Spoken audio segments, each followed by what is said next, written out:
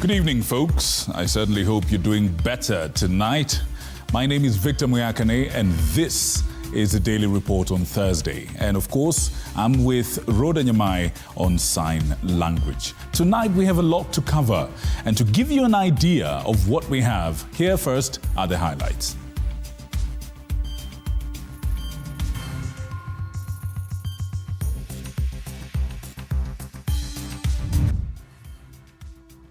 Today marks the fourth day of suffering for patients seeking services at private and faith-based health facilities across the country, as ongoing issues with the government's insurance scheme remain unresolved.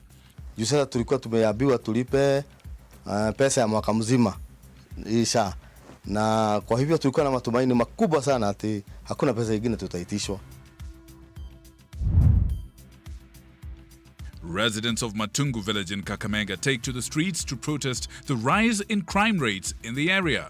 Ng'ombe zetu zimeibwa, kuku hatulali kwa manyumba.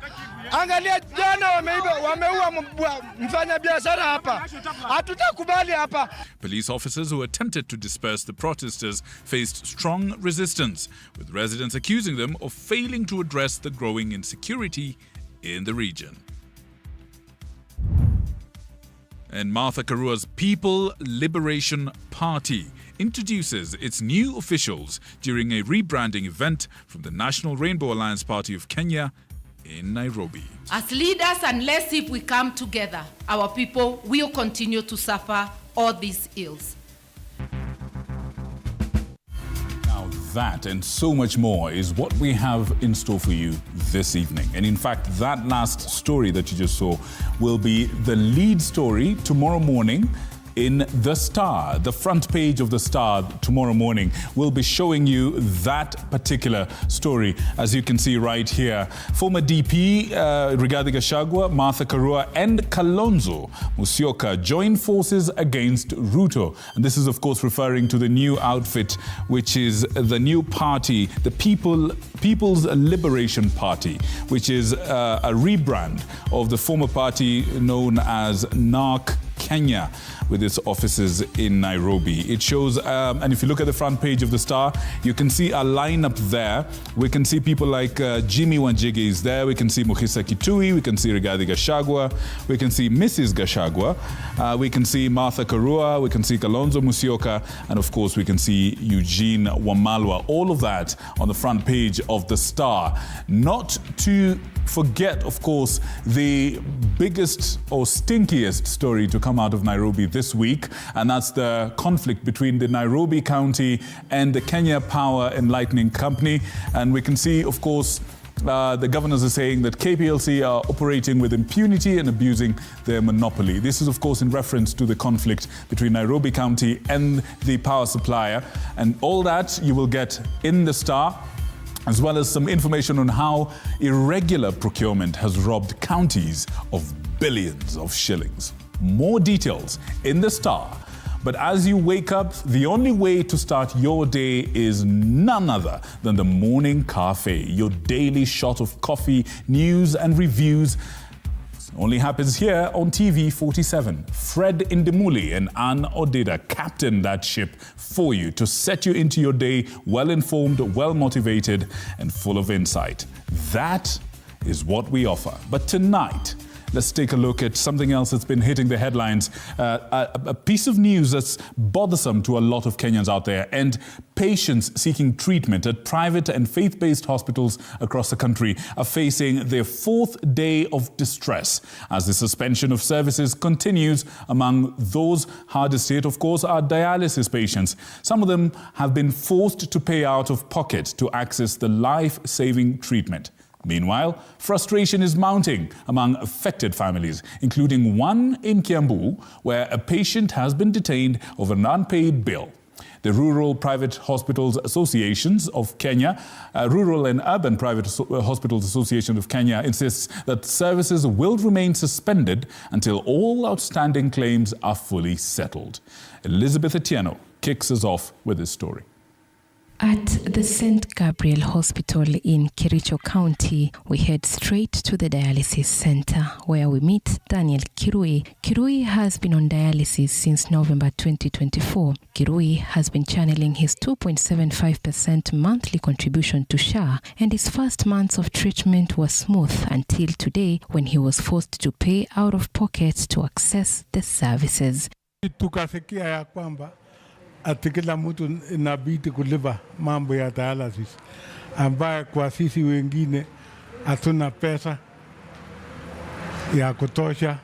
On a normal day, this facility would be flocked with patients seeking services, but the empty benches along the hospital corridors paint the clear picture of a dire situation as the stalemate between Rural and Urban Private Hospitals Association of Kenya, RUFA, and SHA persists. We used to see around 70 patients, between 60 and 70 patients a day, but the numbers have gone down to between 20 and 30. Now we are seeing around 10. Wagonjwa wamepata shida sana, wawezi kuafford hiyo pesa ya kulipa kila wiki kuingia dialysis. Another family in Deya, Kiambu County, is in distress. The family is perusing over the pages of the hospital bill of 1.6 million Kenya shillings that has now forced their kin to be detained in one of the private health facilities in Kiambu County. This despite members of the family channeling their contributions to SHA. Sasa amekaa kwa mwezi mzima kwa ICU na akaletwa wodi tukapewa ruhusa. Kupewa ruhusa sasa bill yenye iko kwa hospitali wanatuitisha 1.6 na tukauliza kuhusu kadi ya SHA, wakasema SHA inatusimamia na 145,000. Juu sasa tulikuwa tumeambiwa tulipe pesa ya mwaka mzima hii SHA, na kwa hivyo tulikuwa na matumaini makubwa sana ati hakuna pesa nyingine tutaitishwa. RUFA still maintains that they are yet to strike a deal with the Ministry of Health as SHA remains adamant on the issue of disbursing the 30 billion Kenya shillings demanded by the private and faith-based facilities. The government has said we give them 1 year to clear the debt. Our suppliers are not giving us 1 year. Elizabeth Atieno, TV47. All right, and still on matters health, the challenges of accessing overseas treatment under the new healthcare scheme of SHA continue to weigh heavily on many families. One such case is that of 3-year-old Faustin Mureithi Wakini, whose family is struggling to raise 12.5 million shillings for her scheduled bone marrow transplant in India. Under the current SHA package, the overseas treatment benefits are capped at 500,000 shillings. Which is just 4% of the total amount needed. Sheila Chalangant reports on the struggles that patients face as the government rolls out SHA. Concerns have been rife on patients seeking services overseas, reason being SHA's contribution to overseas treatment is capped at 500,000 Kenyan shillings, this leaving thousands of patients in limbo. The bill given is around 12.5 million, which even if SHA gives us the 500,000, we still have a major gap to cover the cost of treatment. It is the situation that Mary Nduta finds herself in as she ponders the next step for her 3-year-old daughter, Faustin Mureithi Wakini, diagnosed with Fanconi anemia, a rare inherited condition that affects the bone marrow and other parts of the body. For her case, she has low clotting factors, and that is why she always has nose bleedings, gum bleedings, and also small bruises. Takes time before her blood clots. A beneficiary qualifies for overseas treatment if they are registered with the Social Health Authority, if the treatment is not locally available, and if the overseas health facility they are referred to is contracted by SHA. The only treatment is through a bone marrow transplant, which is not available here locally. Nduta says like the 19.2 million Kenyans registered for SHA, she hoped that this medical situation would not drain her financially. How many more of Harambes do we have to do so that we can get that 12 million? And imagine, even as you are as you are looking for that money, you are still spending some of that money to seek treatment, to get the management of the condition here locally. Between 2021 to 2022, a total of 569 patients were sent abroad for specialized care, with India accounting for over 80% of these referrals. Singapore, South Africa and Israel are other countries where Kenyans sought specialized treatment. Many patients are suffering because of the introduction of what they call SHA. This is something that needs to be resolved properly so that people can get proper medical attention. The Ministry of Health had indicated its plans to expedite the review of SHA benefits package, which had initially been scheduled to be conducted after 2 years following widespread complaints by those seeking services abroad. Nduta can only hope that this happens immediately to ease this burden and get treatment for her daughter. Sheila Chelangat for TV47. Thank you, Sheila, for that. Now, over to other news, and members of parliament from Turkana County are criticizing the Interior Ministry for its handling of the Todonyang attack, which left over 20 people missing. While Interior Cabinet Secretary Interior Cabinet Secretary, Kipchumba Murkomen and the former DP, the former Interior CS and current DP Kithure Kindiki say that the search and rescue efforts are ongoing, he warns that the process may take longer than expected. This is due to several challenges. The government is now turning to diplomatic solutions to address the crisis. Moige William tells us more in a story where 2 bodies have already been recovered and buried following the attack at the Kenya-Ethiopia border. A section of members of parliament drawn from Turkana County has blasted the government over the attack that has left more than 20 persons missing following last weekend's attack in Todonyang at the border of Kenya and Ethiopia. The current conflict between the citizens of Ethiopia and Kenya is an international problem that needs the attention of the leadership of this country. The legislators now asking the Kenya Defence Forces to be deployed along the Kenya, Ethiopia, South Sudan and Uganda border. Kenya is able to send KDF to Haiti. Kenya is able to send KDF wherever, but there is zero presence of KDF in Todonyang. Debating on the security issue at Parliament, the lawmakers further took issues on how Interior Cabinet Secretary Kipchumba Murkomen and the Ministry of Interior is handling the issue, with the attack feared to have claimed tens of more lives. Even for anyone to say 25 fishermen, sijui how many fishermen, it is very wrong, Honorable Speaker. The Cabinet Secretary for Interior, in a working visit to the Directorate of Criminal Investigations, confirmed that more than 20 individuals remain unaccounted, with fears that it could take longer before they are found and possibly reunited with their kin. Murkomen revealing that the ongoing joint search operation is facing significant challenges, including the geographical complexity of Lake Turkana, much of which lies in the Ethiopian territory. Unfortunately, it happened outside our territory, so we had very little control as Kenyan authorities ourselves. According to Murkomen, the government has also turned to diplomatic channels to address the crisis and ensure the safe return of the missing persons. Going through our whole government approach, we've been able to speak to the Ethiopian government, and we're working together. Our local administration, the team set up in Todonyang, together with the local administration on the other side of Ethiopia, are working together. The attacks over the last weekend are reported to have been an ambush by suspected militia from Ethiopia's Dasanech community, with heavily armed assailants indiscriminately firing on Turkana fishermen who were fishing in the Lake Turkana. Murkomen also said that the attack was a retaliatory response after suspected Turkana bandits allegedly shot and killed Dasanech fishermen from Ethiopia. Moige William, TV47. Now, from Turkana, let's go to Matungu in Mumias, and chaos erupted along the busy Mumias-Busia Road in Matungu as residents took to the streets on Thursday to protest rising insecurity in the area. The demonstrators blocked roads, making access difficult as they demanded urgent action from authorities. They claimed that a businessman was recently killed by armed robbers who later looted shops in the area. Paul Kirobi tells us more. This was the situation on the ground in this busy small town of Matungu constituency. Residents staged a protest claiming the security situation in the area has been deteriorating for some time now. They barricaded roads along the Busia-Mumias highway, making it impassable. Today's protest was sparked by a recent incident in which armed thieves robbed and killed a renowned businessman. They also went on to steal from local shops within the small town. Ng'ombe zetu zimeibwa, kuku hatulali kwa manyumba. Angalia jana wameua mfanya biashara hapa. Hatutakubali hapa. Alafu governor tuzimia taa.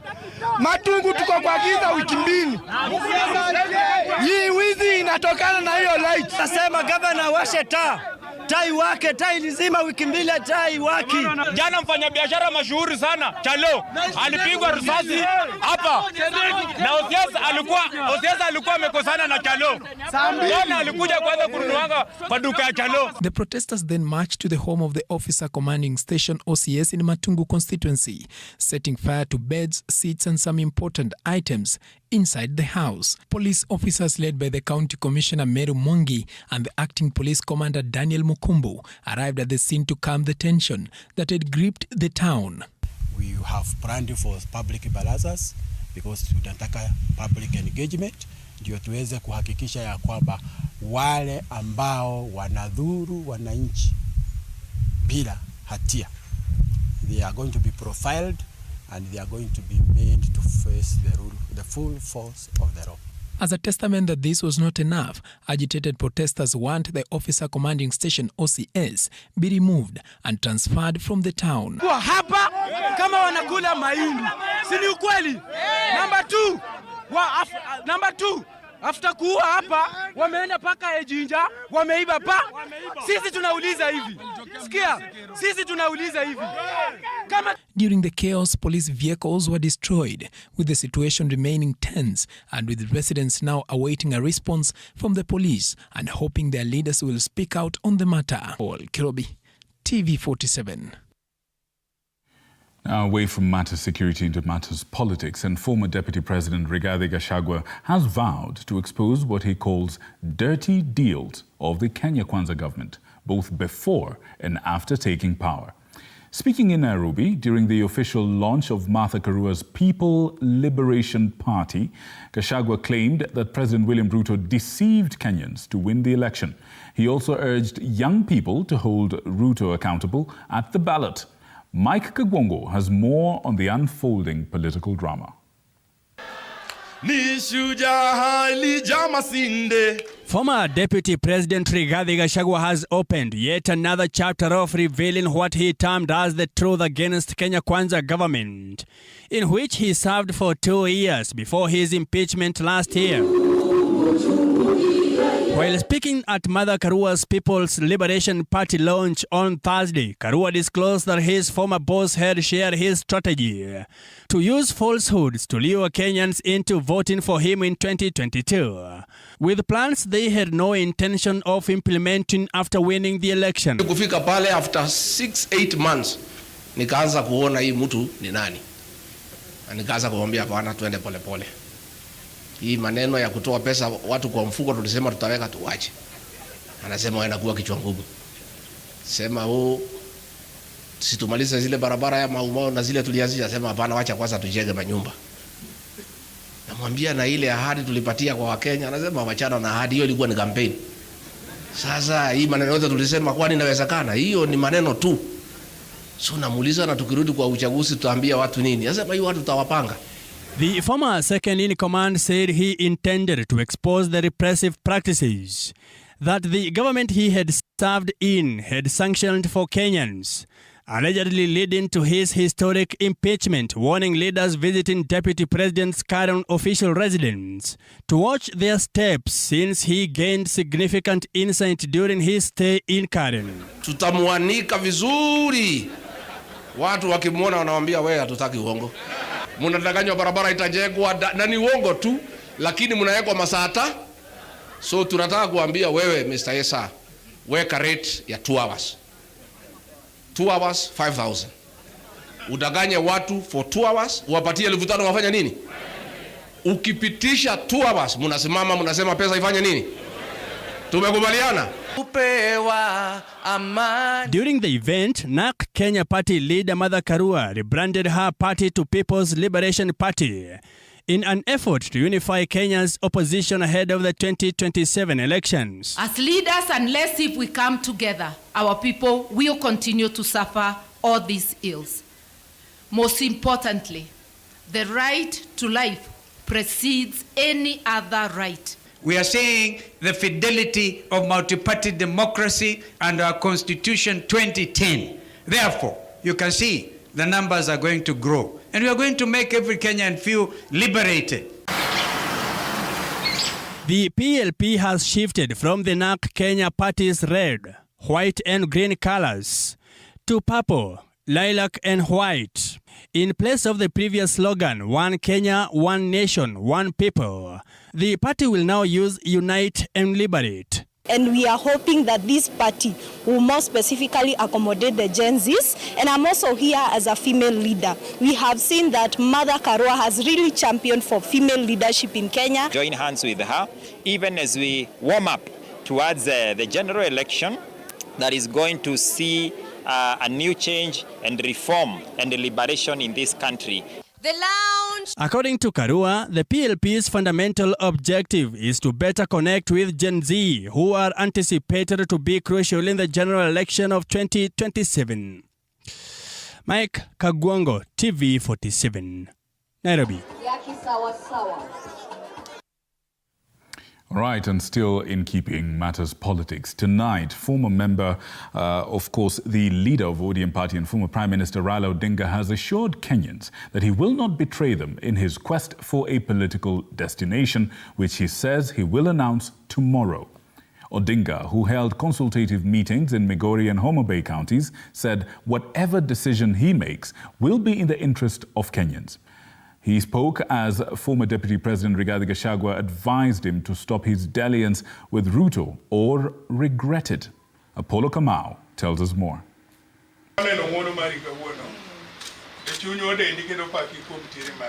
Former Prime Minister Raila Odinga extended his consultative tours to Migori and Homa Bay counties on Thursday as the country waits with bated breath on the grand announcement on his political destination. Odinga, who is widely expected to formalize his pact with President William Ruto, despite overtures from the opposition, says he will not betray Kenyans in the much-anticipated announcement he said he will make in Busia on Friday. We are not going to betray our people in whatever we do.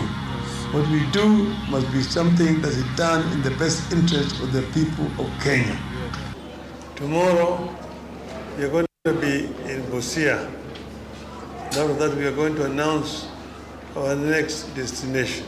Ahead of ODM's grand event in Busia, where the Orange Party will celebrate its 20-year anniversary, the opposition camp, led by former DP Rigathi Gachagua, is not giving up on having Odinga return to his old stomping grounds. So where Bwana Tinga, you are listening to people who have experience with that man. So when mzee wetu na uliumia, we want to give you a small tip. Huyo mtu achana naye. Mkimalizana utakuja hapo unalia vile sisi tunalia. Baba ni mtu wa kutolea masharti na wa Munyoro. Kwa hivyo Mheshimiwa Rigathi Gachagua, mimi as a DPL of this party, I want to advise you. Wewe tukanana na Ruto vile unataka, mahali muliko sana sisi hatujui.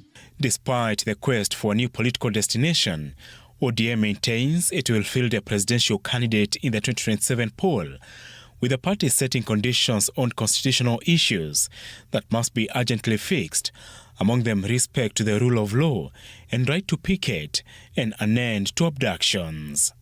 We don't want the Constitution to be deconstructed. The Constitution must remain with the vision and the spirit of the founders of Kenya and who came with the Constitution of 2010.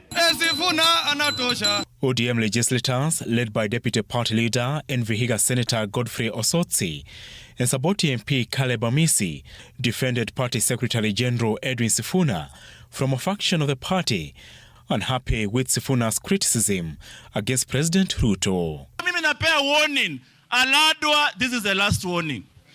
Hata Edwin Sifuna hata kujibu, nitakabiliana na wewe. Haya, mtu anaitwa Peter Kaluma, ula ambaye ako na meno sio alikula nini. Pia you are on alert. This man is very loyal to the party and to Raila Odinga. Wale ambao wanafikiria mambo ingine, hiyo ni porojo, si ndio? Apul Kamau, TV47.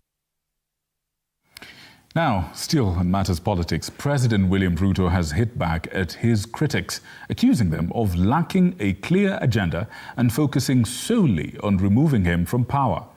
Speaking in Lamu County while launching various development projects, Ruto insisted that nothing would distract him from his mission to unite the country and distribute resources equitably. Our senior political reporter, Elizabeth Mutuku, has the details.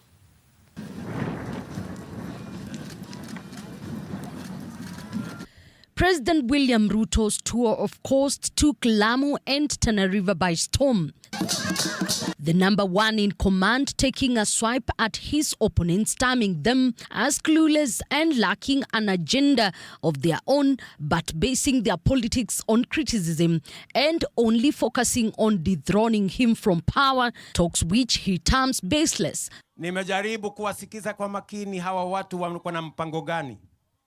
Ati mpango yao yote eti ni kumuondoa Ruto. Hawana mpango nyingine yoyote. Hawana sera, hawana mpango, hawana maoni, hawana maono, hawana chochote. Niwaambie wale mwenye kuweka viongozi na kuwaondoa ni Mwenyezi Mungu, sio nyinyi. Further, the president defended his broad-based government agenda, insisting that nothing will derail him from his quest of uniting Kenyans and ensuring equity in distribution of resources, as he urged Kenyans to reject politicians dividing the country along tribal lines. Hakuna vile mmoja anaweza kufaulu bila mwenzake. Tutashirikiana hivyo. Na mimi niko tayari kuunganisha Wakenya wote. Mkiniona ya kwamba nimenyosha mikono yangu hata kufikia wale tulishindana na wao, ni kwa sababu naamini kwa umoja wa taifa letu la Kenya. Na ninaamini kila Mkenya ako na mchango wa kuchangia katika kuboresha taifa letu la Kenya. The president reiterating that discriminatory practices which had previously denied certain parts of the country development resources have come to an end. He emphasized that every region in Kenya must feel included, also urging Lamu residents to reject tribalism as it can sow hatred and division among the diverse communities living in the country. Hawa tumewashinda na akili na mipango. Hawana mpango yoyote. Wanasumbuliwa sana. Eti najua mahali kunaitwa Hindi. Ati pia najua Baragoni. Ati pia najua Milimani. Ati mimi najua pia kuna mahali inaitwa Bodei Junction. Ati pia najua kuna mahali inaitwa Kiunga, mahali barabara inahitajika. Na hata hapa Mkokoteni mahali barabara. Inawasumbua sana. Inawakera sana. Kwa sababu pale hakuna ukabila. Pale hakuna uchochezi. Mimi nataka niwaambie ndugu zangu, Kenya is moving forward. Kuwe usiku, kuwe mchana, kuwe mbaya, kuwe noma, niko na William Ruto and I tell you, kwa sababu nimeona anania anafanya kusaidia watu wetu. How can I oppose someone who's helping my own people? What is wrong with you, my friend? The president has launched 468 units Mokowe Affordable Housing Project in Lamu West constituency, which he said will create job opportunities for the young people in the area. Elizabeth Mutuku, TV47, Nairobi. Right. Now, as tensions ease between Kenya Kenya Power in Nairobi City County, the dispute has drawn in key institutions, with the Council of Governors and the Office of the Director of Public Prosecutions taking opposing sides on this matter. The ODPP has directed the DCI to investigate the alleged dumping of garbage and disruption of Nairobi's sewer system, while the Council of Governors has warned the national government against what they see as politically motivated attacks on Governor Johnson Sakaja. Just a day after a truce was brokered between the Nairobi City County government and power distributor Kenya Power, following the retaliatory actions that have unfolded in the past few days, the county's chief has seemingly backpedaled. Tumesema ya kwamba uhasama wote uishe, tumekaa chini, tumesikizana, tumekubaliana. Even though remorseful for the escalation of the matter, Governor Johnson Sakaja has stood firm on the need for the county to take part in the juvenile tete-a-tete, saying the county had to defend itself. KPLC has wielded unchecked power over counties and other entities, often resorting to abrupt power disconnections. And while the rest of the country stood by and watched the unfolding of the spectacle, the Council of Governors has come in defense of the Nairobi County boss, saying Kenya Power overstepped by disconnecting power from the county without considering the potential consequences of their actions. Many street lights had been switched off in Nairobi. You know, these ones make sure that there is security in the country. So the security of a country is very important. And the fact that they owe each other, the best thing the CS Energy can do is to negotiate with the governor of Nairobi. When the roles are reversed, the company swiftly assumes the position of a victim.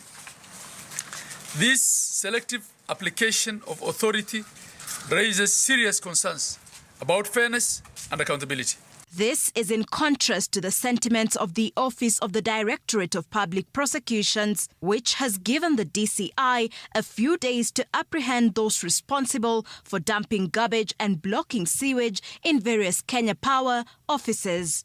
The situation remains tense, with the feud now escalating into a war between the counties and the national government. Because one of the best things that the Constitution of Kenya 2010 gave us is the fact that we have counties. And it makes no logical sense for any entity, be it a national government entity, to just disconnect critical infrastructure such as the health facilities and critical security infrastructure like street lights. But Mr. Speaker, if you cannot afford to pay your bills, you negotiate with a person you owe money. You don't use other means to intimidate them and to make them, to make them let you go with their money. Right, at this point, we want to take a short break. When we come back, we will have more to tell you.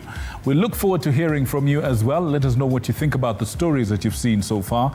22047 is the SMS line. The WhatsApp number should also be on your screen right about now, as well as our X handle at TV47 News KE and at Muyakane. Let me know what you think. We'll be right back after these messages. Please don't go.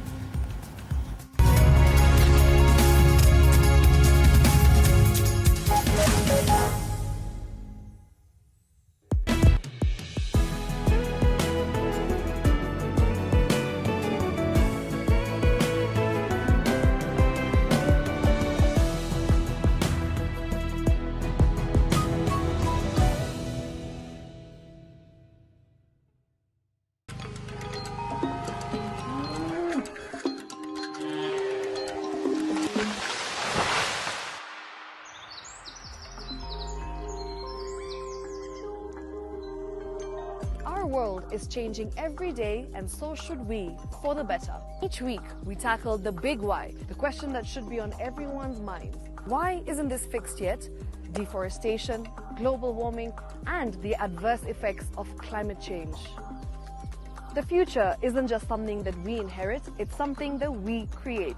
Join us on The Green Fix as we tell the stories of those who refuse to give up.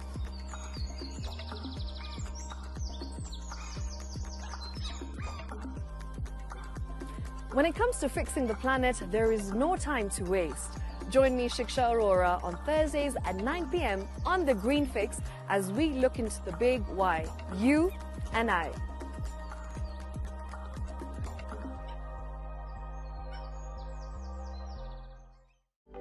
For comprehensive information and education on your health, Body Garage is here.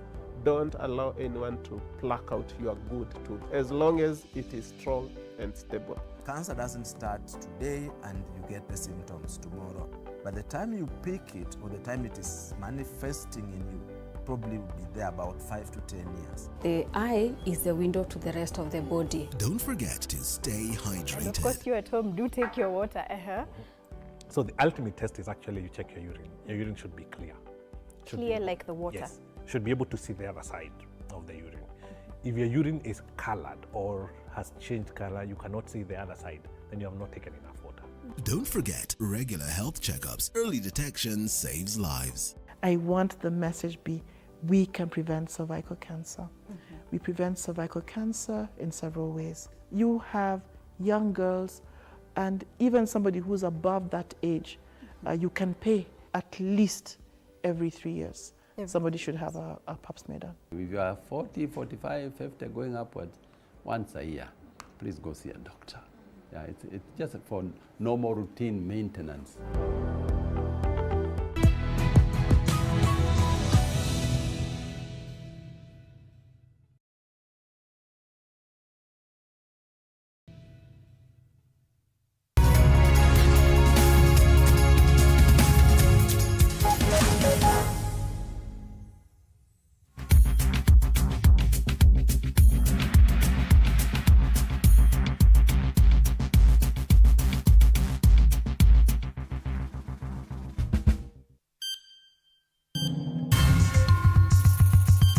All right, welcome back. If you're joining us right now, this is the Daily Report on Thursday, and I'm Victor Muyakane, of course, joined by Rhoda Nyamai on sign language.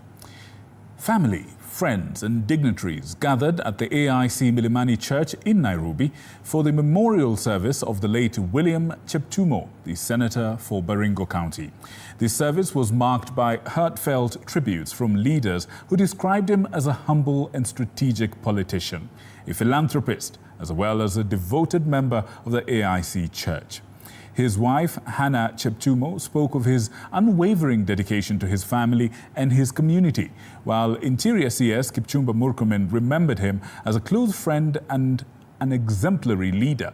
Senate Speaker Amason Kingi and other parliamentary leaders also honored his contributions to the legislative process, with late Senator going to be laid to rest on March the 1st in Bartabwa in Baringo County. For the life he gave me with William. To our children, he was their guide, teacher, cheerleader, and role model.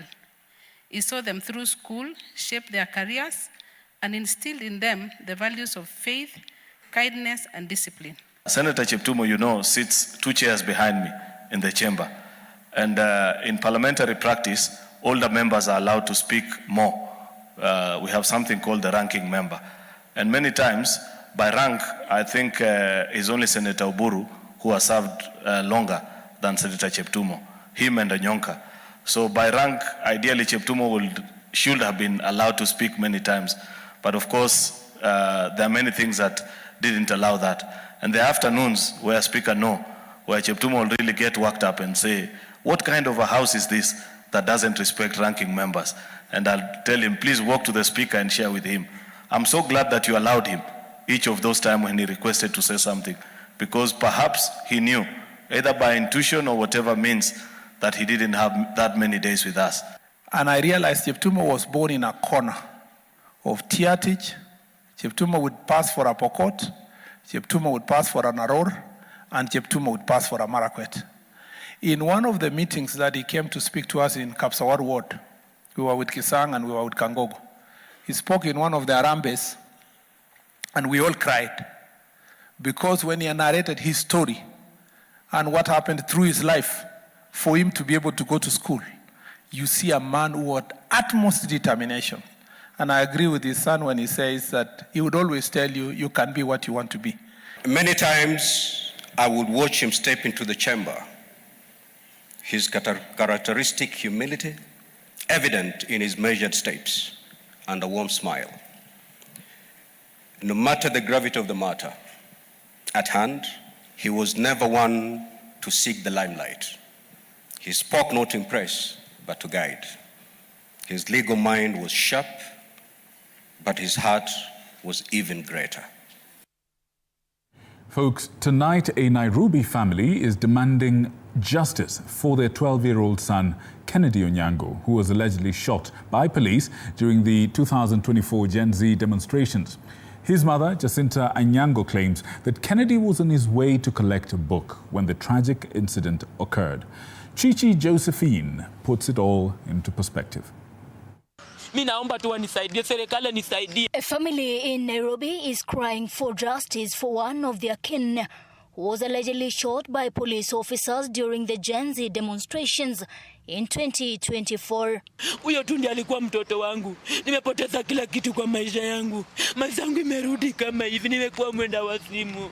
12-year-old Kennedy Onyango is alleged to have been shot while on his way from picking a book when the police allegedly shot him. Iliingia na nyuma ikatoboa hapa, yote ilikuwa imeng'oka hapa yote. Sijui ilienda ikagusa liver, sijui kafanyaje, walisema ni risasi. Postmortem report ilitoka ni risasi. Jacinta Onyango, while seeking justice, has stated that the area member of parliament, along with several others, including Senator James Orengo, visited her and assured her that justice would be served, but nothing has happened so far. Orengo alikuja akaniambia, mmesema mtanisaidia, mtashikana mkono na mnisaidie. Sasa mpaka wa leo hakuna mwenye amekuja kwangu, hakuna mwenye amenisaidia. Serikali naomba unisaidie. She further claims that even after reporting the matter to the IPOR in hopes of receiving help, they continue to ask for more evidence. Watu wa IPOR wanataka evidence. Ndio maana hata siwezi nikawaendea niwaambie nataka hii na hii. Jua nataka evidence. Ndatoa wapi kama sio postmortem report? Na walikuwa na waliona. Elsewhere, the autopsy of fisherman Justus Ekimor, whose body was found in Lake Nakuru, was conducted on Thursday. According to government pathologist Titus Gulungu, the deceased died due to lack of sufficient oxygen. However, there were no signs of strangulation. The body shows there is actually lack of oxygen. The person died because of hypoxic brain injury. But it is not clear because there is no evidence of strangulation. There is no evidence of kufunikwa. We are told the body was found somewhere floating. But there are no clear features of drowning. Kwa hivyo tunaona hapo lazima kuna kitu ilifanyika basi. Kama alikuwa na dhingi tungesema alikosa oxygen kwa sababu ya kudhingi huku ndani. Na sasa kama hajadhingi atakosa oxygen namna gani? Chichi Josephine, TV47. Now, the government has said it will continue to enable Kenyans to obtain passports to travel to other countries like Canada. Principal Secretary in the Department of Immigration and Citizen Services, Julius Bitok, said this at the Canadian High Commission. And as George Maringa tells us more, the Canadian High Commission has cautioned Kenyans to be wary of scammers. Let's have a look. That is comprehensively captured. It is not a secret that thousands of Kenyans harbor dreams of traveling to other countries, and over the years they have been moving. One of these countries is Canada, which has for years been welcoming Kenyans. The Canadian High Commission now warns Kenyans to beware of agents giving them false promises. On enforcement, Canada and Kenya are working together to share information in support of investigations against those who are behind human smuggling schemes that are facilitating the irregular movement of people into Canada. And to this end, we commend the government of Kenya's efforts over the past year to crack down on unscrupulous private recruitment agencies and their decisions to revoke the licenses of hundreds of agencies who are operating in unethical ways. We really respect the measures that have been taken by the government of Kenya in this regard. Principal secretaries present at the event, including Immigration and Citizen Services PS Julius Bitok, Labour PS Shadrach Mwadime, and Roslyn Njogu, say the government is making its efforts to enable Kenyans to find employment legally abroad. For us to have safe and orderly migration, it is also important that we become as open as possible about opportunities both in Canada and in Kenya, because when young people get to know the opportunities out there, and I was proposing actually a quota, when we know that this number of scholarships or this number of training opportunities are available in Canada, then we can be able to plan properly and be able to encourage more on safe and orderly migration. What we have done as an administration is we have vetted the private recruitment agencies afresh, because it goes without saying that we've had some challenges with some of them. In fact, about 30 to 40% of them, unfortunately. But we have done away with them. We have deregistered them, and we only have possibly about 600 of them as it is currently. This is the reason why, jointly with the State Department for Labor and Skills Development, we developed the Global Labor Market Strategy to guide efforts in securing regular and safe job placement for Kenyans' human capital abroad. A critical part of this strategy has been to ensure that Kenyans are well informed about migration pathways through outreach programs and job fairs, including in the rural areas where access to critical and accurate information is often limited. And we are very happy today because you are giving us content on what to tell our people on the ground, and we laud your efforts for that. Kenya and Canada have enjoyed diplomatic relations since 1963. It is always said that the grass is greener on the other side, and for the millions of young people in Kenya who await for the grass to be watered to be greener on this side, safe, legal and orderly migration remains at the center of it all, because as they also say, the means justifies the end. George Maringa, TV47, Nairobi. Thank you, George. Now, the withdrawal of donor funding through USAID under former U.S. President Joe Biden and now currently U.S. President Donald Trump has left Kenya's healthcare system grappling with major challenges. Programs supporting HIV and TB treatment have been severely impacted, prompting national and county health officials to convene in Naivasha to explore alternative funding solutions. Our reporter, Willie Dennis Njiru, has more on how the government is navigating this funding gap. Approach to addressing systemic. Amid the current crisis facing the country due to the suspension of donor funding, health stakeholders are urgently working to reorganize efforts and ensure cutbacks. And what we are trying to do now is to reorganize our prevention program so that it's delivered within the national systems. And some of the national systems include education system, our national system, county system, include our religious platforms. The decade-long support for health resources may face a worse situation once the stop orders take effect, requiring a more integrated approach to serve, deliver without jeopardizing the progress made. This is proving to be a complex challenge for the county health officers. We know that the U.S. government contribution was large in this area. However, we are going to look at the other funding streams and see how we reorganize ourselves. The main message we have today is for the patients that they should continue taking their drugs. We don't anticipate a time that will not have drugs. On these particular drugs, they must be religiously taking them for the purposes of reducing the infection in the communities, and also at the same time take up those particular messages of reducing the infection. The National Syndemic Disease Control Council NSDCC CEO Ruth Marsha has emphasized that this is a critical moment, one that requires a holistic approach. She called for the increased use of condoms and commercialization of these products in the private sector as essential preventive measures. To embark on additional distribution so that everywhere we have part of this team that is joining us today been able to provide condoms for those vulnerable populations. We are also looking at total market approach. Those who can pay for condoms, we are encouraging them to also continue using the private sector condoms. Regarding TB and ARV drugs, Marsha stated that there is currently no major challenge as procurement from the government and the Global Fund through KEMSA will sustain the supply for some time. Currently in the country, we have enough ARVs that are sufficient, and there's no need for the panic moment as of now. We know that we had ARVs in the country that are supported by the US. Reporting for TV47 from Naivasha, I'm Willie Dennis Njiro.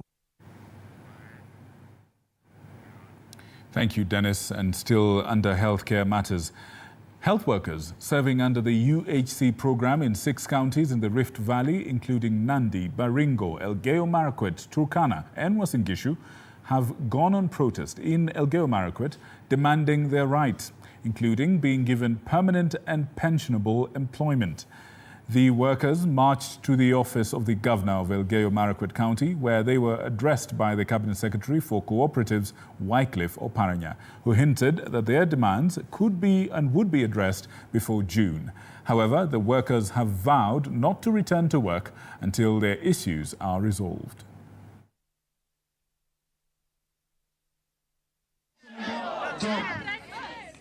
Ya pili, wanataka gratuity ya miaka 5. Comrades power.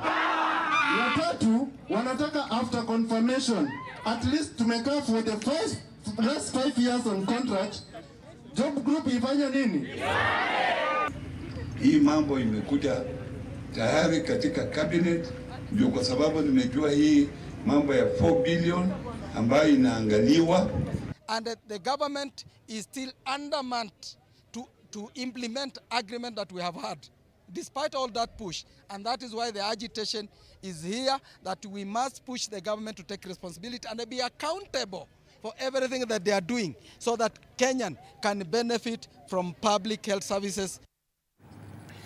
In other news, the Kenya Pipeline Company is intensifying its calls for Kenyans who have built structures on land traversed by oil pipelines to cooperate and relocate to safer areas. And as our Coast reporter Quinto Fuller now tells us, KPC has toured several locations in Changamwe constituency, urging residents to move away from looming danger. In Changamwe, Mombasa County, life goes on as usual, with residents busy earning their daily livelihood, not concerned about the hidden danger beneath them. Underground oil pipelines run through this area, posing a potential risk and consequently requiring a leeway of at least 30 meters apart. Ile kitu kama si wakaje pia huwa tuweze kuenea ama kutarajia ama kutaka moto ikuwe juu ya pipeline. And I will not want to imagine what will happen if anything was to happen and it is realized that KPC or KPRL did nothing with the encroachments. In Kipevu, several buildings constructed over these pipelines have been marked for demolition, the Kenya Pipeline Company KPC maintaining that when you look at what is happening at the buffer zone, we are having that heavily encroachment, then it becomes a very big challenge, even for us to control such an event in the event of a disaster. However, efforts by KPC to relocate residents have been met with strong resistance, local site economic hardships downplaying the risk posed by the pipelines. Kama mimi nina bibi ana mimba sasa. Sijalipwa mshahara. Sijui hata kama nitakuja kubomolewa nyumba kama nimeenda kazi usiku. Following a court order, some affected residents have opted to comply and are seen here demolishing their own structures. Hata hiyo deni yao mimi sijewapatia hao wenye kunivunjia. Sasa bado hatujui nitakuwa vipi. KPC insists that the nationwide operation will continue to safeguard communities living near oil pipelines. The company is urging affected residents to cooperate, emphasizing that prevention is better than cure. Quinto Wafula, TV47, Mombasa.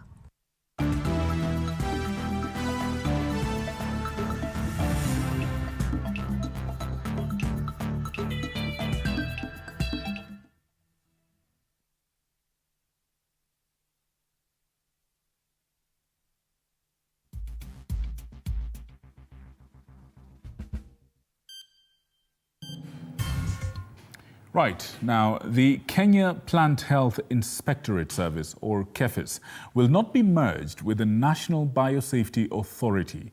This is due to concerns over international trade regulations. Agriculture Cabinet Secretary Mutahi Kagwe has dismissed the merger proposal from Parliament's Agriculture Committee, arguing that the two institutions have distinct roles.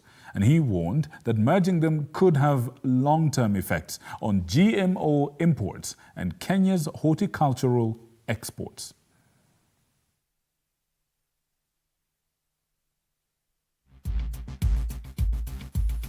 Foods to the outside world, but not internally. Yes. Say that we ensure that the European market, or whichever market, what they receive, because they are a bit concerned on their health issues. It is KEPHIS that seems to be sorting out, because if you look at the composition where it is, the branches, the airport, and most of the exit points. There are some institutions, of course, that we have also realized cannot, for example, be merged quickly or cannot be merged at all. And I'll give you a good example. We have spoken about KEPHIS and the Biosafety Authority. And those two cannot be merged because of international obligations that the country has. For example, to deal with the issues of biosafety, that is mandated internationally to a specific organization. To deal with the issues of GMO, that is mandated internationally to the Biosafety Authority. So some of those things, some areas we will be able to merge. For example, the commodities and the AFC, we are looking at how to merge those. But there are some other institutions that will, by their very nature, stay separate.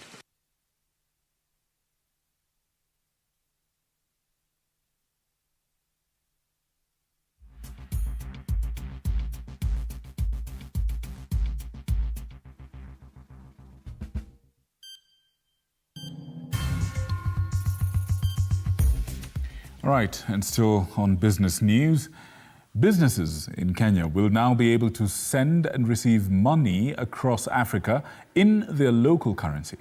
This is thanks to a new partnership between KCB Bank and the Pan-African Payment and Settlement System, or PAPS. The Cabinet Secretary for Investment, Trade and Industry has praised the initiative, calling it a game changer for cross-border trade. He highlighted how small-scale traders often struggle with payment systems when exporting goods. Currently, intra-African trade stands at just about 14%, far behind Europe, where trade within the continent exceeds 40%. So we are happy that finally something is beginning to happen, and that we can sell more of our tea and coffee across Europe, across Africa, and that our people can get payments both promptly and also in our own currencies. Intra-Africa trade stands at about 14%. That's the volume of trade between African countries. Now, what is most devastating is that much of this trade of African commodities, say even Kenya flowers, we export them sometimes. Much of it goes through the auction in Netherlands, and later taken to, say, Egypt, and sold as a product from Netherlands. Today, actually, we consolidate that relationship with going live with PAPS and launching PAPS. That I think it's important to put it in the context. Otherwise, we can lose it in just PAPS. I see this as a significant pillar in consolidating our relationship with AfriEx, but also in bringing to life our most shared vision of making trade in Africa work, intra-trade in Africa work.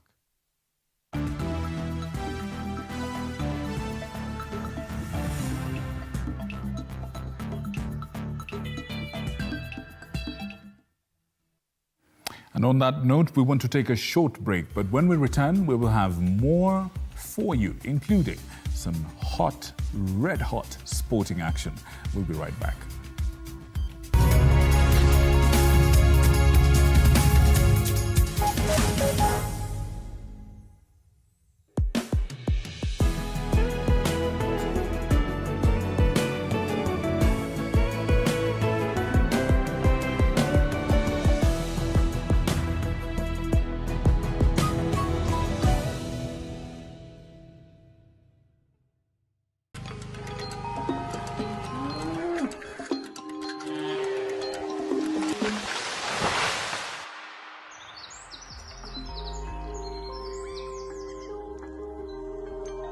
Our world is changing every day, and so should we, for the better. Each week, we tackle the big why, the question that should be on everyone's minds. Why isn't this fixed yet? Deforestation, global warming, and the adverse effects of climate change. The future isn't just something that we inherit, it's something that we create. Join us on The Green Fix as we tell the stories of those who refuse to give up.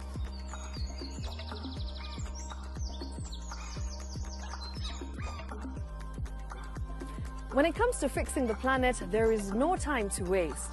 Join me, Shiksha Arora, on Thursdays at 9 p.m. on The Green Fix as we look into the big why, you and I.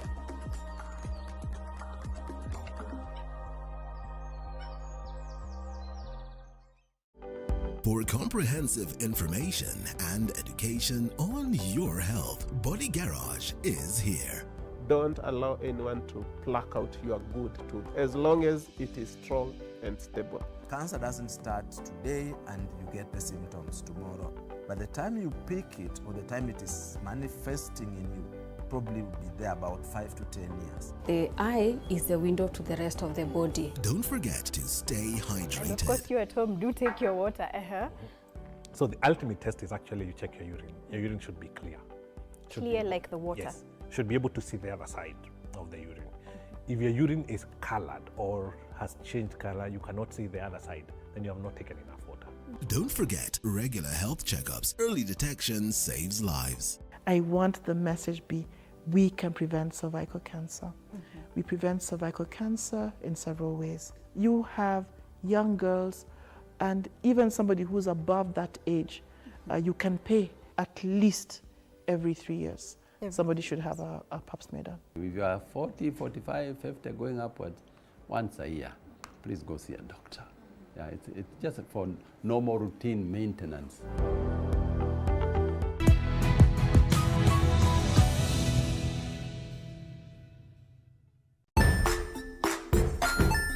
Hey there, friends. Welcome to Kids on the Block, where fun and imagination come alive. We dive into magical world filled with exciting adventures and awesome friends. What position were you in? I was number 2. What position were you? Number 1. He decided to cross the bridge by his house and look for food on the other side. We're going to do half cup of chocolate chips, and the other one, we're going to do half cup of the blueberries. So, grab your imagination hats and get ready to explore with us. Join us every Saturday at 9 a.m. for new friends, amazing stories, and tons of laughter.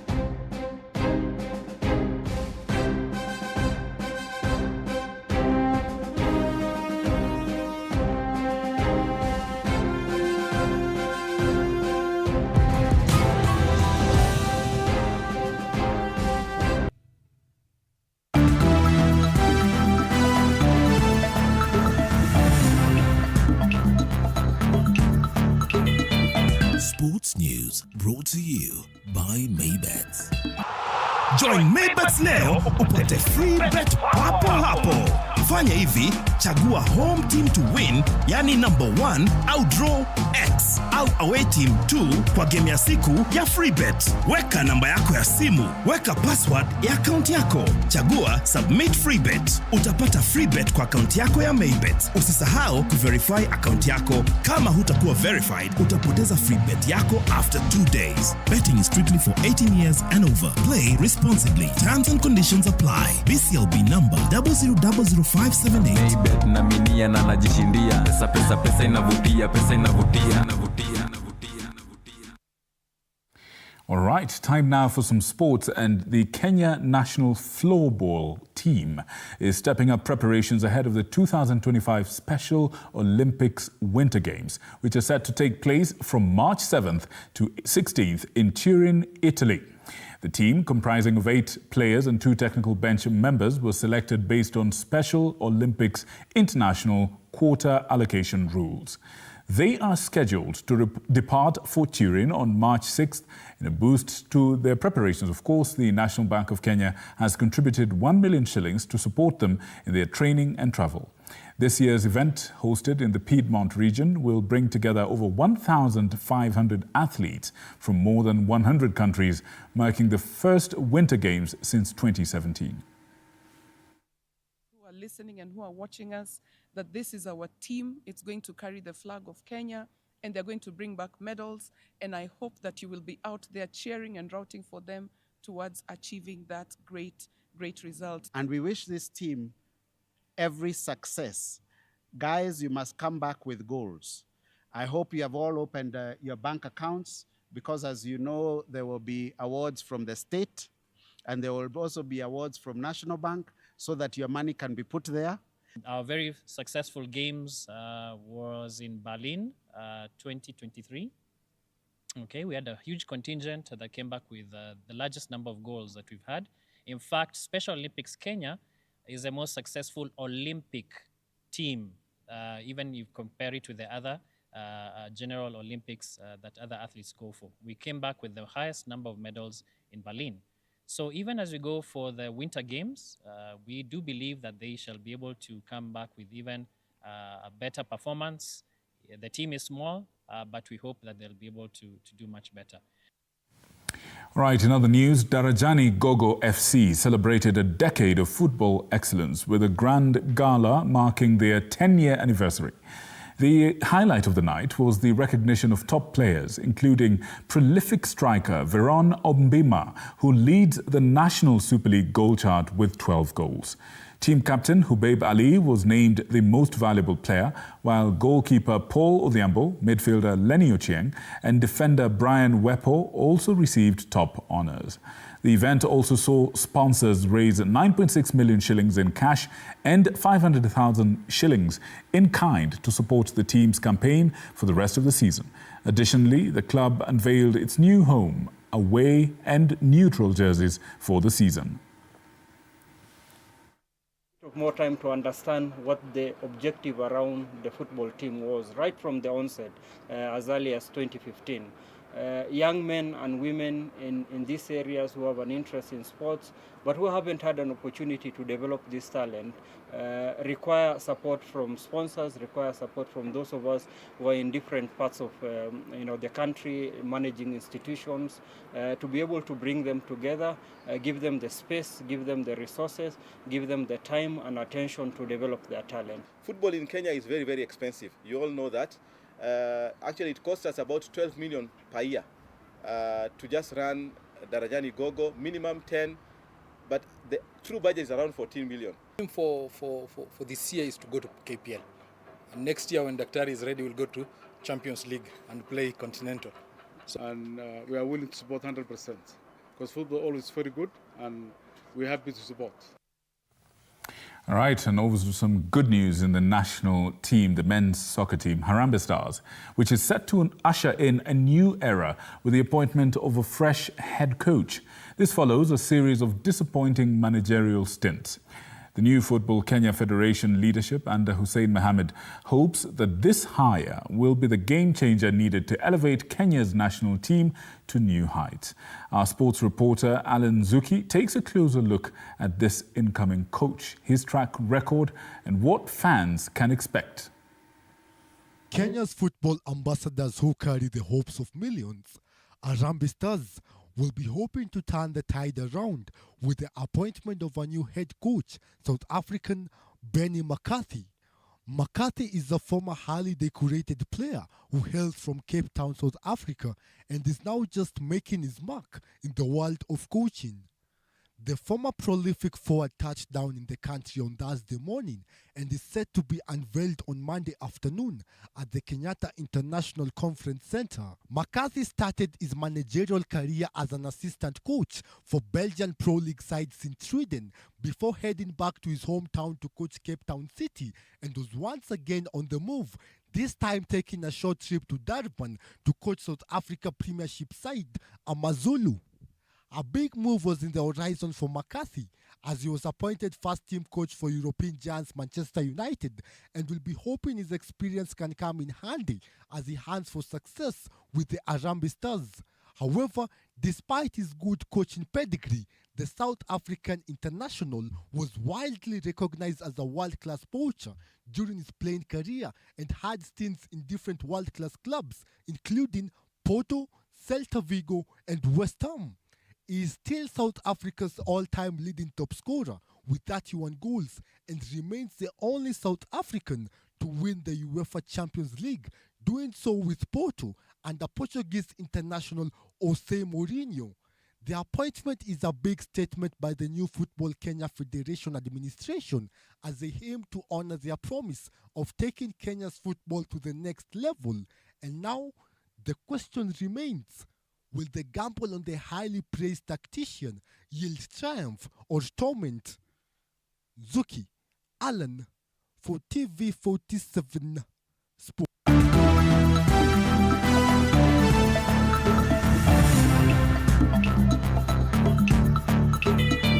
Sports news brought to you by Maybets. Join Maybets leo upate free bet papo hapo. Fanya hivi, chagua home team to win, yani number 1 au draw X au away team 2 kwa game ya siku ya free bet. Weka namba yako ya simu, weka password ya account yako. Chagua submit free bet. Utapata free bet kwa account yako ya Maybets. Usisahau kuverify account yako. Kama hutakuwa verified, utapoteza free bet yako after 2 days. Betting is strictly for 18 years and over. Play responsibly. Terms and conditions apply. BCLB number 0000578. Maybet na minia na najishindia. Pesa inavutia, pesa inavutia.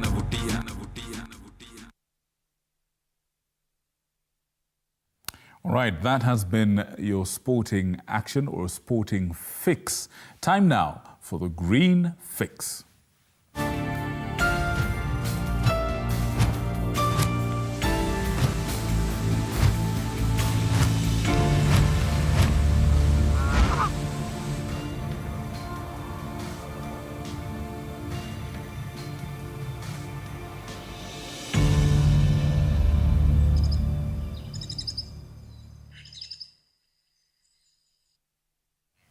All right, time for Green Fix. And just when we start, we have what we call the big why. And here is what we have for this week.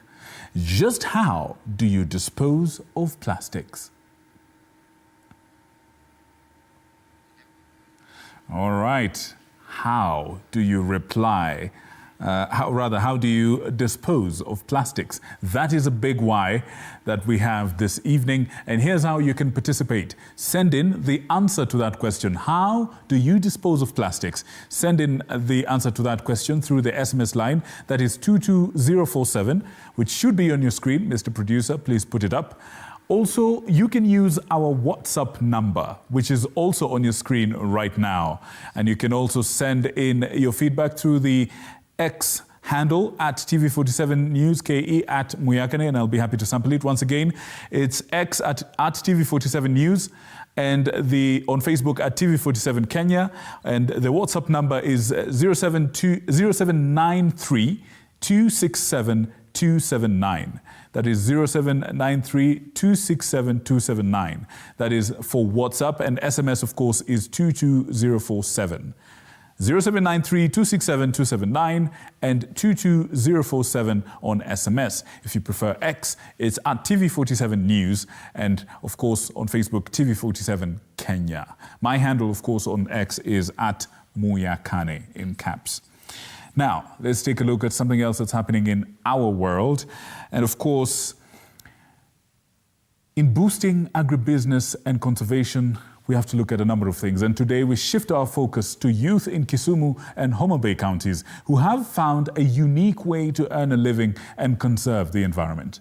They produce and sell black soldier fly larvae, which are packed with protein and serve as an affordable feed for fish, poultry and other animals. Alongside the larvae, they also sell frass, an organic fertilizer created when the BSF larvae, or rather black soldier fly larvae, eat organic waste. This frass builds and boosts soil quality and crop yields. It, of course, also reduces the usage of costly chemical fertilizers. And this is a story packaged by our very own Laban Shikokoti.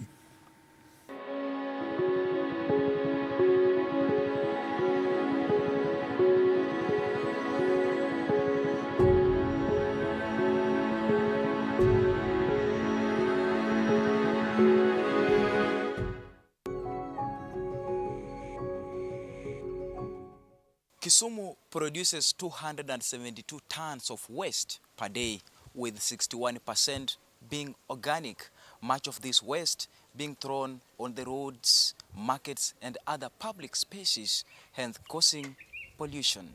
Christopher Adero Okeyo has found a new way of turning waste into valuable products like animal feeds and composite manure.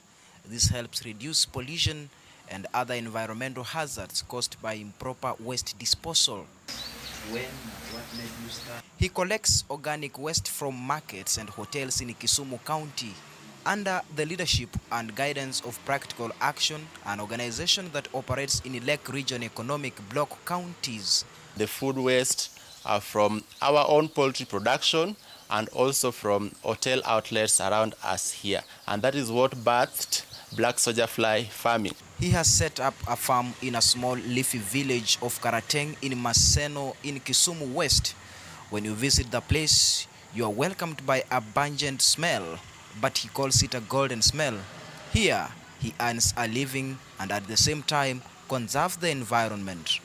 We are using our organic mbolea for horticulture and also selling it to community farmers. Most of our people like cleanliness. So we are trying to make sure that what we are doing generates revenue, and somebody's challenge that if it is bringing revenue, nobody don't want money. He or she will come into it. He produces and sells black soldier fly, BSF larvae, which are packed with proteins and serve as an affordable feed for fish, poultry and other animals. We breed black soldier fly larvae for our poultry, pigs and fish, and also in the process we get organic manure for horticulture and other crop production value chains.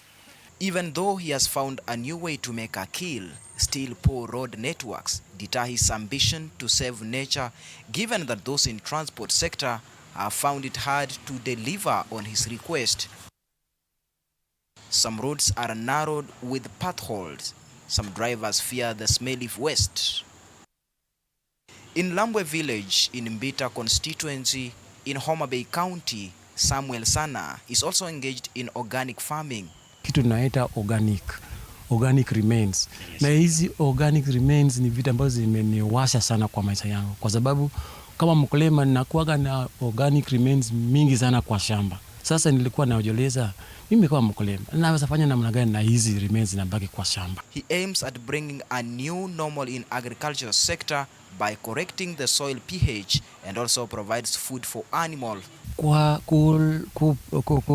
kuwa na hizi midudu iko na manufaa mzuri sana.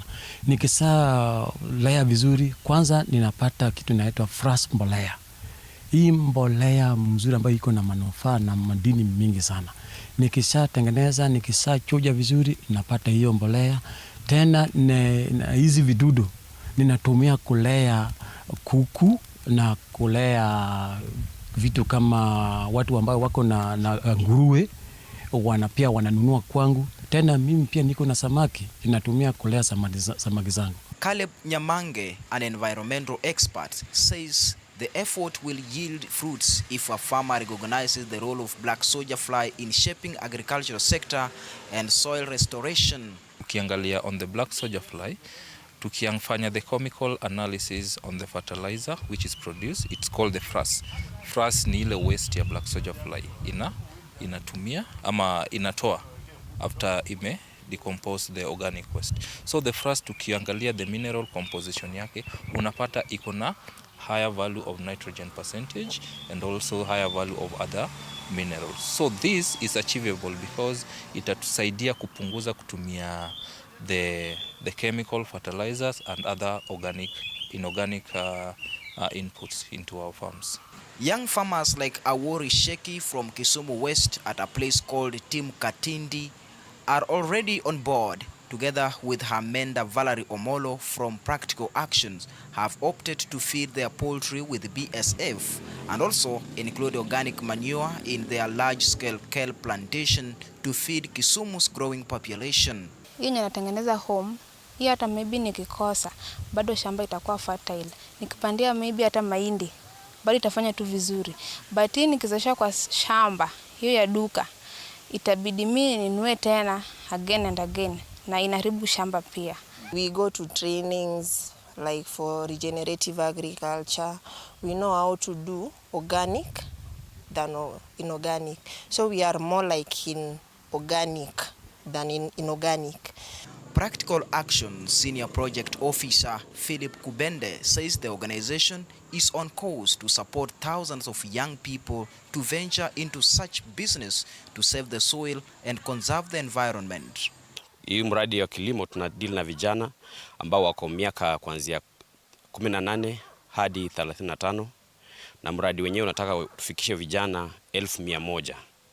Kwa vijana 1,100 kati yao 70% ambaye na translate kwamba vijana 70,000 wakuwe wanawake, alafu 30,000 itakuwa vijana wanaume. Then tunataka include people with disabilities kwa sababu tunaangalia inclusion at all levels.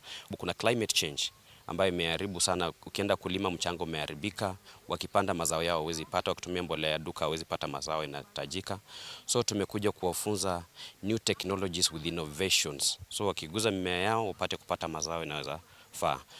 These are some of the thousands of young people in Lake Region and Western Kenya supported by the MasterCard Foundation and Practical Action to grow their agribusiness ventures and create opportunities for themselves and others. Their story is a beacon to other young Kenyans, illustrating how agribusiness can offer both individual success stories and contribute to broader community and environmental benefits. Laban Shikokoti, TV47, Kisumu.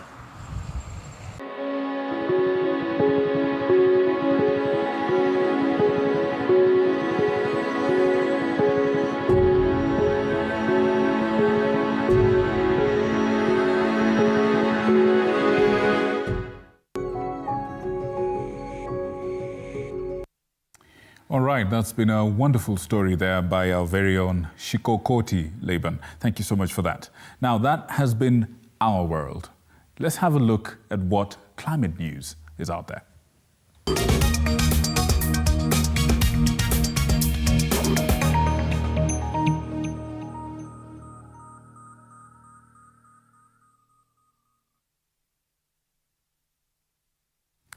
Right, now climate change is a global challenge affecting food security. This is, of course, something the CGIAR, in partnership with the Kenya Agricultural and Livestock Research Organization, that is KALRO, will be hosting a Science and Innovation Week that will involve a high-level discussion on agriculture, climate and health. This is, of course, to be able to drive action towards a more sustainable global food system. Our reporter, Anastasia Mukabi, has more details on this.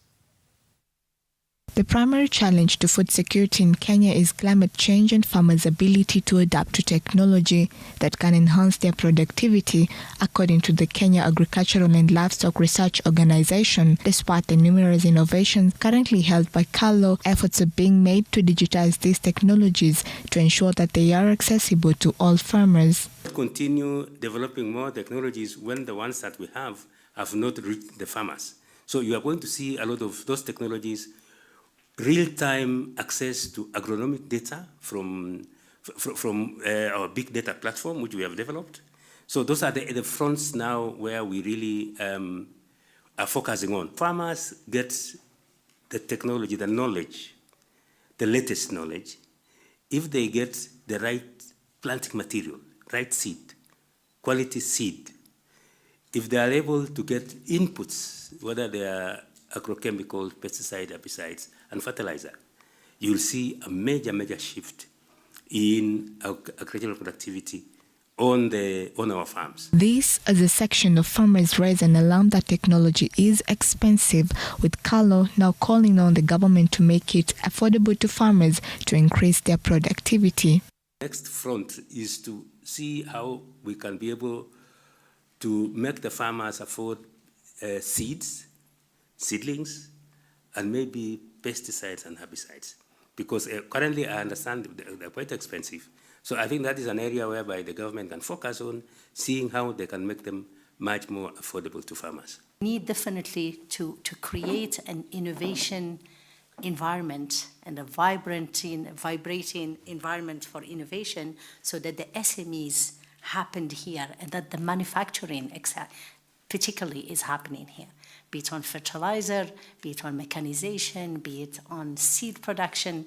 So we need more technology in our countries. And with science and innovation being a catalyst to food security, Carlo, in collaboration with CJR, will be hosting a one-week science and innovation event to build sustainable global food systems. Event which is coming up and which basically will be showcasing the partnership, the technologies that have been developed both within and elsewhere, and those that are ready to be taken up by our farmers to increase our food and nutrition security. We want to do much more deeper partnership because the challenges are so big that no single institution can do it, no single country can do it alone. As planting season is approaching, the Science Week event aims to equip farmers with knowledge on the role of AI and big data in agricultural decision-making, innovations in climate-smart crop breeding, strategies to support youth and women in agriculture, and scaling up nature-based solutions for sustainable farming.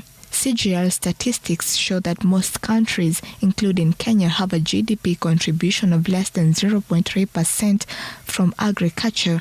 As a result, the upcoming event aims to motivate countries to increase this figure to a minimum of 3%. Anastasia Mkabe, TV47, Nairobi. All right. Now, on Monday this week, Kenya welcomed back 17 mountain bongos from the USA. This is in a push that aims to revive the critically endangered species and boost their population. Kenya Wildlife Services is optimistic of more tourists and increased revenue for Kenya. See, the mountain bongo is a critically endangered antelope whose population in Kenya has drastically declined from approximately 500 individuals in the 1970s to fewer than 100 in the wild today. This decline is primarily due to habitat loss, poaching, illegal activities, disease, and small fragmented populations, threatening the survival of this rare species. Joash Onsare tells us more. The rare animals brought from Florida, USA, arrived in the country at about 9:10 p.m. Sunday night and have been taken to Meru County, where they will be quarantined first as they are slowly reintegrated into the Kenyan ecosystem. According to wildlife experts, the mountain bongos are originally Kenyan, and their existence elsewhere in the world is a testament that they were taken away from here. This moment, by all means, marks a significant milestone in our collective efforts to conserve and even restore one of the world's most endangered species. The 17 in number, once integrated into the ecosystem, are expected to breed and produce a different breed and probably save them from extinction, considering the country has less than 100 mountain bongos.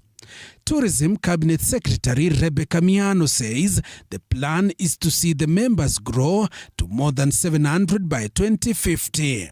Today's repatriation is a critical step towards realizing this vision. This repatriation comes after years of cross-nation talks that have seen several multilateral negotiations signed. The first repatriation was in 2004 when another batch of mountain bongos were flown into the country. Kenya Wildlife Services Director General Dr. Erastus Kanga noted Kenya is expecting another batch of the mountain bongos from Europe in the next 3 months as the country gears to increase its numbers and enhance tourism. He says that the operation is key in enhancing the country's conservation efforts and creating an environment that cements Kenya's place as a winner in tourism across the region. Their lack means that you are going to have an ecological gap. So when we bring them back, we are doing what you call restoration. It's not only the recovery of the bongos, but we are restoring the habitats where they are. The initiative not only enhances our leadership in wildlife preservation, but also aims to revive the critically endangered species, boosting their population and creating jobs while improving community livelihoods. We are bringing back the biodiversity or the species that are critically endangered that had been taken out. The number two, we are looking at creating jobs to the local community members that are going to be employed in that conservancy. It has been rare to spot these animals for mountain lovers, but as numbers increase, they would be spotted. Joash Onsare, TV47. Now, from the importation, or rather repatriation of these mountain bongos back to the country, we head over across the seas to Italy and Spain. And of course, internationally, the Italian authorities continue their assistance efforts for visitors in Sicily's Mount Etna on Wednesday, as Europe's most active volcano continued to erupt. While aboard a helicopter, responders are now seen observing the snow-covered volcano. Meanwhile, continued activity was also seen in its surrounding areas, with smoke rising and lava flowing. Earlier this month, local authorities imposed a minimum of 500 meters of a restriction away from the lava flow and banned recreational activities such as skiing of Mount Etna. Mount Etna, Europe's tallest and most active volcano, erupted on February the 10th, sending rivers of lava and thick smoke into the night sky. The eruption originated from a vent near the southern crater at over 3,000 meters above sea level. Eruptions on Mount Etna are not uncommon, with this being Europe's most active volcano.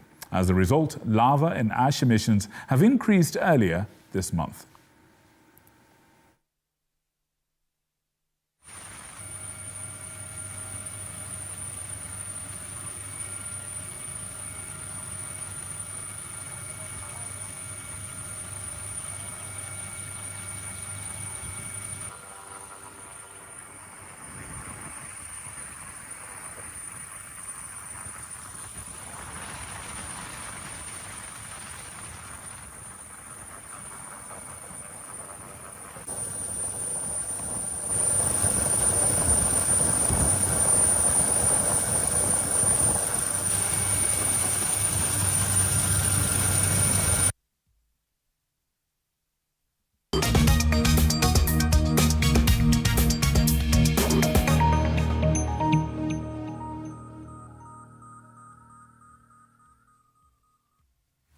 Now, earlier, at the beginning of this climate segment, we had actually thrown a question to you, the why question, or the big why. And we'd asked you, really, how do you dispose of plastic waste? We had asked you that big question, or the big why, as we call it. How do you dispose of plastics?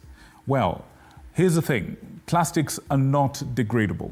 They're artificial. They're made in a factory and they're made from petroleum products. So they do not, they're not able to decompose as well as any other waste.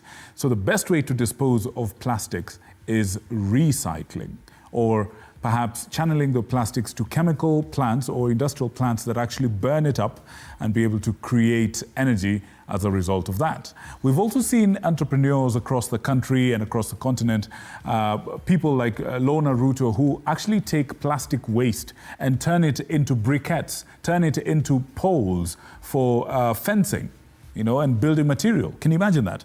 Can you imagine a pavement that is made entirely out of bricks or briquettes made of plastic, not cabro, or not stone, but plastic?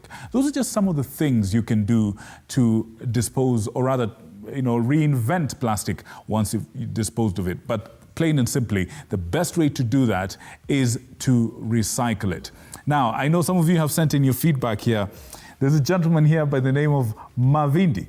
Mavindi is saying plastics, the only way to deal with plastic is to throw them in the bin. Correct, that's correct. You need to throw them in the bin. But these days, and I think there's a new legislation, there's a new policy by the government to separate the waste that comes out of your house, comes out of your car, your office, everything. So you put metals aside, you put plastics aside, and you use, bio-waste, things that came from the soil, things like fruit peelings and food and so on. You put them aside as well. So yes, that's one of the ways to do it. Another person here called Kelvin says he burns his plastic waste. Oh, goodness. That's not a very good way. Because while it's effective, it gets the plastic away from you, but it causes other environmental problems. For example, pollution, air pollution, which can really affect you. It can affect the quality of your air. It can give you some respiratory problems. So burning plastics is not necessarily the best way. And sometimes it doesn't really burn up entirely, and it just causes a big mess and a big stench in the air, and it makes you sick. It's not the best way. So the best way is really to recycle it. And there's lots of recycling plants all across Nairobi, all across Kenya, that you can actually channel your plastics to. And finally, I can see some other people say, oh, so some people are doing something quite interesting. So some people actually, and I can see it here, some people make bottles. They take if it's plastic bottles, they reinvent them, they repurpose them. I remember a few years ago I was doing a story on Christmas season in Kawangware and Kangemi, and they had actually repurposed old plastic containers that used to hold detergents. They had repurposed them into containers for the local tipple, the busa. So, I mean, you can reinvent them and use the plastic for something else, to store flour, to store kitchen, spices and whatnot, salt and sugar. It's a very African thing to do, but that's one of the ways we can do it as well. But really, by far, the best way is to recycle it. That's the best way. Thank you for those who have sent in your feedback. We appreciate you for joining us this Thursday. Every Thursday we look at matters that affect our world, our environment, climate news. That's really the gist of what we do on Inside every Friday. And this has been our presentation of yours truly, Victor Muyakane, alongside Rhoda Nyamai on sign language, as well as the bigger team behind the scenes, people you don't see, you don't hear of, you only see the product. Thank you so much for choosing us to inform you this evening. I bid to wish you a good night and God's blessings. See you next time.